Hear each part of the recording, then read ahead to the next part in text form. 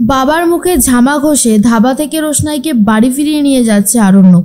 সম্পূর্ণ জানতে ভিডিওটিতে একটি লাইক করে প্রথম থেকেই দেখতে থাকো। গল্পের শুরুতেই দেখা যায় আরণ্যক তো বেরিয়ে পড়েছে বাড়ি যাবার উদ্দেশ্যে, আর এদিকে গরিমা সুরঙ্গমাকে বলতে থাকে রোশনাইকে সকালের বাসে তুলে দেওয়া হয়েছে, বেনারস চলে যাচ্ছে রোশনাই। আর এই রোশনাই নামক ঝামেলাটা আমার আর আরণ্যকের জীবনে থাকবে না মা, এই কথাটা অন্তত ভাবো। সুরঙ্গমা তখন বলে থামো থামো, আমার ওকে খুব একটা বিশ্বাস আর ভরসা হয় না। ও যতক্ষণ না বেনারস যাচ্ছে ততক্ষণ একটা ডাউট তো থেকেই যায়। আচ্ছা দাঁড়াও দাঁড়াও, রাজেশও তো এখানে রয়েছে, তুমি শিওর তো যে রোশনাইকে বাসে তুলে দেওয়া হয়েছে? কটার বাসে? গরিমা বলে এই তো 6টা নাগাদ ছাড়বে। তখন সুরঙ্গমা তাড়াহুড়ো করে ফোন করেছে রাজেশ ভাইকে আর বলে রাজেশ ভাই, সুরঙ্গমা মুখার্জি বলছি, রোশনাই আজকে সকালের বাসে বেনারস চলে যাচ্ছে। এই খবরটা আপনার অনেক কাজে লাগবে, সেই জন্যই আপনাকে বলছি। আর তখনই রাজেশ ভাই বলে খবরটা কতটা ঠিক? সুরঙ্গমা মুখার্জি বলে খবরটা একদম ঠিকঠাক, আপনি যদি যান তাহলে এখনই রোশনাইকে ধরতে পারবেন। রাজেশ ভাই বলে ঠিক আছে, আপনি ফোনটা রাখুন। এই বলেই ফোনটা কেটে দেয়। রাজেশ ভাই তাড়াহুড়ো করে তৈরি হয়ে নেয়। এর মধ্যেই রোশনাইকে টিকিটটা দিয়ে দেয় আরণ্যকের বাবা আর বলে খবরদার, এই শহরে যদি আর কখনো এসেছো বা আমাদের কারোর সাথে যোগাযোগ রাখার চেষ্টা করেছো, বিশেষ করে বাদশাহ, তাহলে কিন্তু ফল খুব একটা ভালো হবে না। রোশনাই তখন বলে আমি কারোর সাথেই যোগাযোগ রাখার চেষ্টা করব না, কিন্তু কেউ যদি আমার সাথে যোগাযোগ রাখার চেষ্টা করে আমি তাকে ফিরিয়েও দিতে পারবো না। আশা করি আপনি আমার কথাটা বুঝতে পেরেছেন। তখন বাবলু বলে এই শোনো, তোমাকে আমি বেশি কথা বলার পারমিশন দিইনি, হ্যাঁ একদম বেশি কথা বলবে না, যাও চুপচাপ বাসে উঠে যাও, আর বাস থেকে মাঝ রাস্তায় আবার নেমে পড়ো না যেন। রোশনাই বাসে উঠে পড়েছে। এর মধ্যে আরণ্যক গাড়িতে করে আসছে আর ভাবে রোশনাই আজকে আমার মুখ রেখেছে, ও এত সুন্দর পারফরমেন্স করেছে যেটা দেখার পরে সবাই খুব প্রশংসা করছে। আমি যে ভুল মানুষকে সুযোগ দেইনি, নতুন ফেসকে সুযোগ দিয়েছি আর সে এত সুন্দর নাচ করে, এটা দেখে আমারও খুব ভালো লেগেছে আর সবার প্রশংসা তো পেয়েছি। আরণ্যক এটা ভাবে যে রোশনাইয়ের কথা ভাবলেই খুব ভালো লাগে, আরণ্যকের আনন্দ হয়, কিন্তু উল্টো দিকে এটাও ভাবতে থাকে আচ্ছা গরিমার কথা ভাবলে তো এখন আমি আর আগের মতন খুশি হই না, এরকম হয় কেন আমার সাথে? তবে কি আমি রোশনাইকে, না না, এসব আমি কি ভাবছি, গরিমা আমার হবু ওয়াইফ, ওকে আমি কোনোভাবেই কষ্ট দিতে পারবো না, কোনোভাবেই না। এর মধ্যেই আরণ্যক গাড়িটা থামিয়ে দেখে তার বাবার গাড়িটাও জাস্ট এসে থামলো। বাবা গাড়ি থেকে বেরোচ্ছে। আরণ্যক তখন বলে বাবা, এত সকালবেলায় তুমি কোথায় গিয়েছিলে? তুমি তো অনেক বেলা করে ঘুম থেকে ওঠো।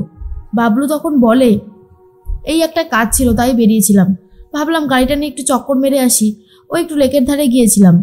আরণ্যকের কথাগুলো কেমন যেন এলোমেলো লাগে আর ভাবে বাবার কথাগুলোয় কোনো তাল নেই, কেমন যেন সত্যি চাপা দেওয়ার জন্য মিথ্যে বলছে বলে মনে হচ্ছে। ব্যাপারটা খুব একটা ভালো চোখে দেখতে পাচ্ছি না। এর মধ্যেই বাবলু বলে বলছি পার্টি কেমন হলো? আরণ্যক বলে পার্টি খুব ভালো হয়েছে। বাবলু বলে যা ঘরে গিয়ে রেস্ট নে, সারা রাত জেগেছিস, অনেক খাটনি গেছে। কিন্তু আরণ্যকের তো টেনশন বাড়তেই থাকে। এদিকে রোশনাই তো বাসে উঠে পড়েছে, বাস ছাড়ার সময় হয়ে গেছে। রোশনাইয়ের পাশের সিটেই একজন বয়স্ক দাদু এসে বসে আর বলে কি ব্যাপার, তুমি একা? এতটা রাস্তা তুমি একা যাবে? তুমি কি বেনারস যাবে? রোশনাই তখন বলে হ্যাঁ আমি বেনারস যাব। দাদু তখন বলে এতটা রাস্তা তুমি একা একা জার্নি করবে? তোমার সাথে তো কাউকেই দেখতে পাচ্ছি না। রোশনাই বলে হ্যাঁ, এখানে আমি এসেছিলাম আমার আত্মীয়র বাড়ি, থাকা হয়ে গেছে, এবার আমি নিজের বাড়িতে ফিরে যাচ্ছি। দাদু তখন বলে আচ্ছা আচ্ছা বুঝতে পারলাম, তা বেনারসে কোথায় থাকো? রোশনাই তার সাথে গল্প করতে থাকে, কিন্তু বাসটা যখনই ছেড়ে দিয়েছে, চলতে শুরু করেছে, তখনই রোশনাই কান্নাকাটি করতে থাকে আর বলে এতদিন তো বলতাম চলে যাব চলে যাব, থাকবো না এই শহরে, থাকবো না স্যারজির বাড়িতে, কই তখন তো এতটা কষ্ট হয়নি, এখন এই শহর ছেড়ে স্যারজির বাড়ি ছেড়ে চলে যাওয়ায় এত কষ্ট হচ্ছে কেন আমার? আমি তো নিজেকে সামলাতেও পারছি না। এর মধ্যে আরণ্যকের বাবা ঘরে চলে যায়। তনুশ্রী, জাহ্নবী, রাজা সবাই অপেক্ষা করছিল খবরটা নেবে বলে। আর তনুশ্রী তখন জিজ্ঞেস করে হ্যাঁ গো, তুমি পৌঁছে দিয়েছো তো ওকে গাড়িতে? গাড়ি ছেড়েছে তারপর এসছো তো? বাবলু তখন বলে আরে হ্যাঁ, বাস ছেড়েছে তারপরে এসেছি, আর সব ঠিকই আছে, কোনো অসুবিধার কিছু নেই, সবাই এখনো ঘুমোচ্ছে দেখলাম, আর বাদশা সবে ফিরেছে। তখন তনুশ্রী বলে বাদশা তোমাকে দেখেছে, কিছু জিজ্ঞেস করলো? তখনই আরণ্যকের বাবা বলে জিজ্ঞেস করলো কোথায় গিয়েছিলাম, ও আমি সামলে নিয়েছি, এসব নিয়ে তুমি আর ভেবো না, এখন পাপ বিদেয় হয়েছে এটাই ভালো কথা। জাহ্নবী তখন বলে, আমরা বাড়িতে এমন অ্যাক্টিং করব যে আমরা কিছু জানিই না, কেমন? এটা করলেই সব থেকে বেশি ভালো হবে। তখনই তনুশ্রী বলে, এটা তুমি একদম ঠিক কথা বলেছো জাহ্নবী, এর মধ্যেই ও অনেকটা রাস্তা চলে যাবে, তারপর যা হবে ভালোই হবে। এর মধ্যে আরণ্যক ঘরে চলে এসেছে ফ্রেশ হয়ে, আর তার মধ্যেই চিঠিটা দেখতে পেয়ে যায়। রোশনাই যেই চিঠিটা লুকিয়ে রেখে গিয়েছিল সবার চোখের আড়ালে আরণ্যকের ঘরে, আর সেখানে লেখা রয়েছে, আজ সত্যি সত্যি চলে গেলাম স্যারজি, আপনার থেকে অনেক দূরে। আপনার সাথে দেখা না করেই আমি জানি এই সুযোগ আমি আর পাবো না। আপনার বাড়ির লোক যাওয়ার আগে আমাকে আপনার সঙ্গে দেখা করতেও দেবে না, কিন্তু চিঠিটা আপনি পাবেন কিনা সেটাও জানি না। যদি পারেন একটু পড়বেন আর ভালো থাকবেন। গরিমা দিদিকে নিয়ে সুখে শান্তিতে সংসার করবেন। আপনাদের বিয়ের জন্য আমার অগ্রিম শুভকামনা রইল। ঈশ্বর যদি চান তাহলে বেঁচে থাকলে আপনার সাথে হয়তো আবারও কোনোদিন দেখা হতে পারে। আর বুঝতে পারে আরণ্যক কিছু একটা গন্ডগোল হয়েছে, তার মধ্যেই বুঝতে পারে এটা কি করে সম্ভব, কি করে চলে গেল রোশনাই, ওর তো যাওয়ার কথা ছিল না।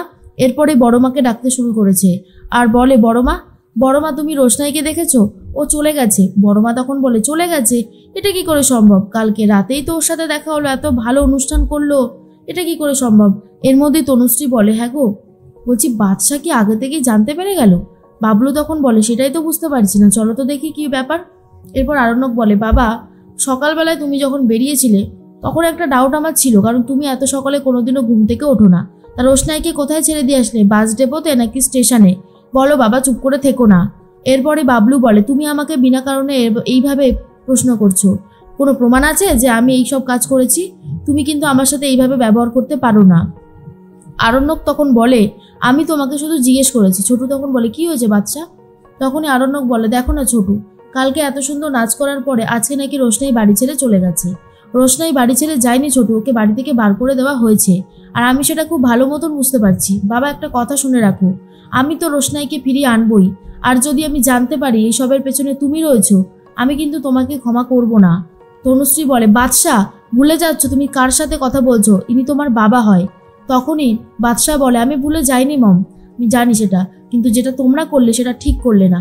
আমি এক্ষুনি দেখবো যে এখান থেকে কোন বাস বা ট্রেন বেনারসের দিকে রওনা দিয়েছে, আমি সেখান থেকে গিয়ে রোশনাইকে ফিরিয়ে আনবো। আর এটা শোনার পর জাহ্নবী বলে, বাদশা তুমি এরকম করছো কেন? তুমি ভুলে যাচ্ছ রোশনাই একজন বিবাহিত মেয়ে, আর তোমারও গরিমার সাথে বিয়ে ঠিক হয়েছে। আরণ্যক বলে, এসবের সাথে এসবের সম্পর্ক নেই, আমার সাথে গরিমার বিয়ে ঠিক হয়েছে হতেই পারে, কিন্তু আমি রোশনাইকে ফিরিয়ে আনবই, আর গরিমার ডিসিশনে আমি চলবো না, আমার যেটা সিদ্ধান্ত আমি সেটাতেই চলবো। অন্যদিকে বাস তো চলছে, ঠিক সেই মুহূর্তে রাজেশ ভাই চলে এসেছে। রাজেশ ভাই রোশনাইয়ের পাশে থাকা দাদুকে একটু পেছনের সিটে যেতে বলে, আর রাজেশ ভাই রোশনাইয়ের পাশের সিটে বসে পড়েছে। তার মধ্যেই বাস চলে গেছে ধাবাতে, আর বলে এখানে কিছুক্ষণ বিশ্রাম নেওয়া হবে। আর বাস থেকে নেমে পড়েছে রোশনাই, রাজেশ ভাই। ঠিক সেই মুহূর্তে গাড়ি নিয়ে ফুল স্পিডে রীতিমতো গেছে আরণ্যক, আর বাসটা যখনই থেমেছে তখনই রোশনাইকে ধরেছে আর বলে, চলো বাড়ি ফিরে চলো। আর স্যারজিকে এইভাবে ধাবাতে দেখে তো রোশনাই পুরোই অবাক হয়ে যায়।